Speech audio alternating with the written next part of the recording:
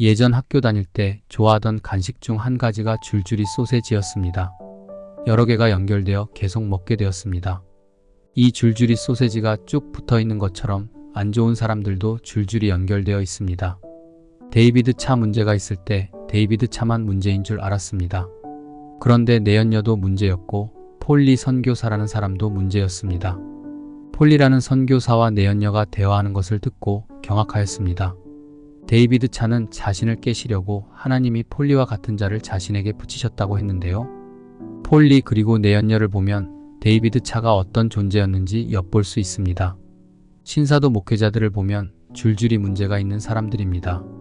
캄 선교회가 세운 홀리튜브 강단에 섰던 수많은 사람들은 괜찮을까요?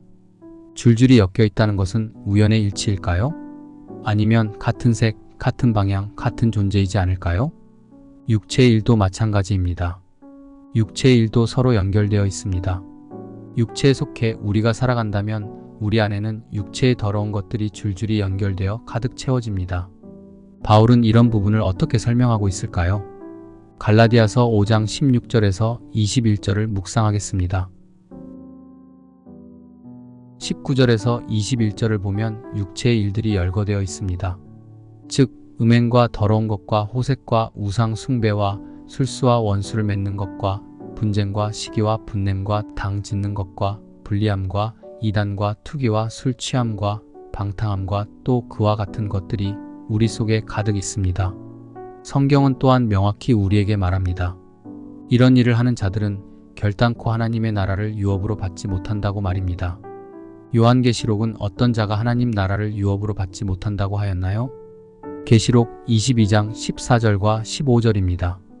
자기 두루마기를 빠는 자들은 복이 있으니 이는 그들이 생명나무에 나아가며 문들을 통하여 성에 들어갈 권세를 받으려 함이로다.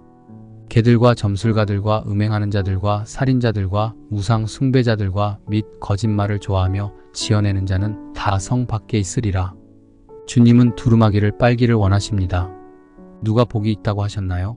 개들, 점술가들, 음행하는 자들, 살인자들, 우상 숭배자들, 거짓말을 좋아하며 지어내는 자들이 되지 않아야 합니다.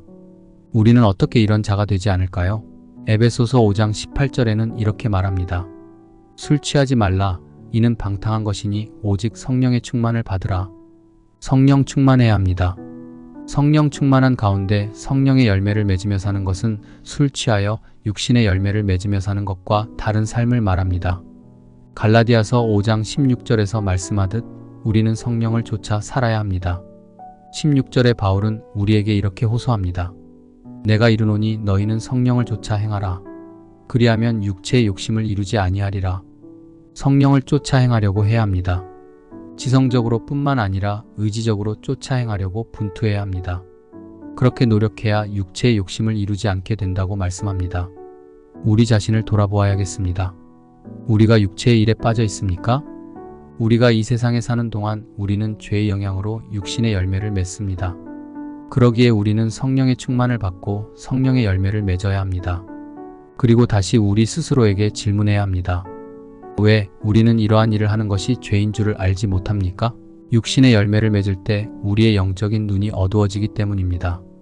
우리가 알아야 할 것은 투기와 술 취함과 방탕함은 하나님의 나라를 유업으로 받지 못한다고 성경에서 말씀하셨습니다. 그러나 우리는 세상에서 살면서 묻어져 있습니다. 간음, 간통, 강간이 아닌 음욕은 괜찮게 여길 수 있습니다. 다른 사람을 죽이는 정도는 아닌 분쟁, 시기, 질투는 괜찮게 여길 수 있습니다. 정신을 잃을 정도로 심하게 취하지 않는 술 취하는 것은 괜찮게 여길 수 있습니다. 그러나 우리는 좀 더 영적으로 민감할 필요가 있습니다. 하나님이 어떻게 생각하실까? 예수님이라면 이 땅에서 어떻게 행하셨을까? 성령님은 무엇을 더 기뻐하실까? 주님과 동행할 때 세상의 죄악을 십자가에 못 박습니다.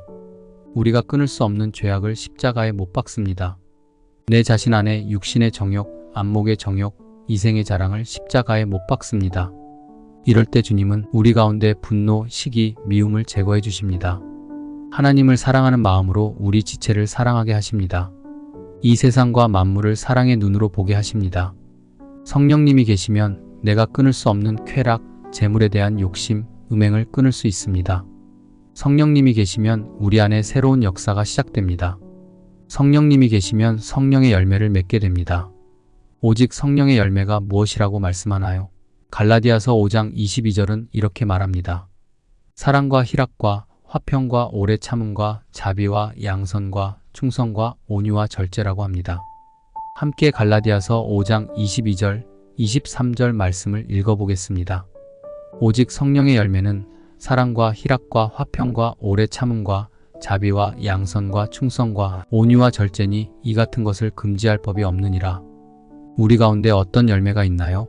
우리 가운데 여전히 더 풍성히 맺어야 할 열매는 무엇일까요? 내 힘으로는 이룰 수 없는 열매들을 주님이 열매 맺게 하십니다.